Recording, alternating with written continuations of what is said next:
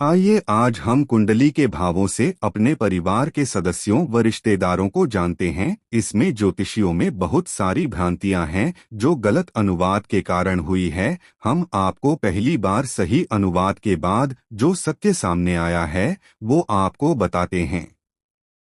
सबसे पहले कुंडली की शुरुआत 9 भाव से करते हैं। यह भाव हमारे दादाजी का भाव है।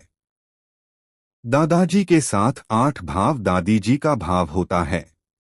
अब चलते हैं 5 भाव, यह पिता का भाव है। पिताजी के भाव के साथ 4 भाव माँ का भाव होता है। अब चलते हैं 1 भाव में, यह हमारा स्वयं का भाव होता है और हमारे 1 भाव के साथ 12 भाव हमारे जीवन साथी का भाव होता है। अब दादाजी व दादी जी के परिवार को देखते हैं। इनके साथ 7 भाव इनकी बेटी यानी बुआ जी का भाव होता है। 6 भाव चाचा जी व ताऊ जी का भाव होता है। अब माता पिता के परिवार के पास चलते हैं। इनके साथ इनकी बेटी का भाव यानी 3 भाव बहन का भाव होता है। 2 भाव भाई का भाव होता है।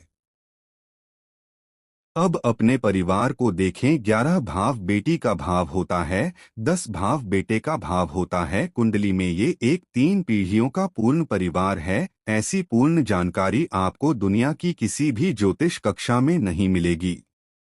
जिस भाव में जो राशि है, परिवार का वह सदस्य उस राशि जैसे व्यवहार का होता है। जैसे 12 भाव में धनु राशि है तो आपका जीवन साथी धनु राशि जैसा होगा। यहाँ आपको ज्योतिष का एक सिद्धांत बता देता हूँ। हर भाव की जड़ उस भाव से 6 भाव पहले के भाव में होती है। जैसी उपजाऊ जमीन जड़ भाव की होगी वैसे अच्छे फल मुख्य भाव में लगेंगे। इसलिए 12 भाव की जड़ 7 भाव में होती है और 7 भाव में कर्क राशि है तो जीवन साथी धनु राशि जैसा होते हुए उस पर कर्क राशि का प्रभाव भी होता है।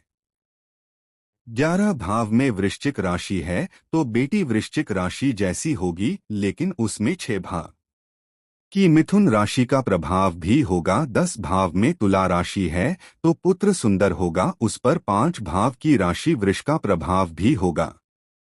आइए अब इसको और अच्छे से समझाते हैं। 2 भाव भाई का भाव के सामने 12 भाव जीवन साथी का भाव होता है, जो हमें बताता है जीवन में भाई से भी ज्यादा साथ जीवन साथी देता है। 3 भाव बहन का भाव के सामने 11 भाव बेटी का भाव होता है, जो बताता है आपकी चिंता आपकी बहन से भी ज्यादा आपकी बेटी को होती है।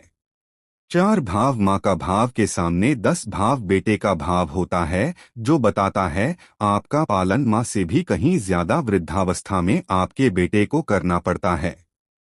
5 भाव पिता का भाव के सामने 9 भाव दादाजी का भाव होता है, जो बताता है आपके लिए पिता से ज्यादा धन दादाजी छोड़कर जाते हैं, क्योंकि पिता भी उनके दिए ही होते हैं।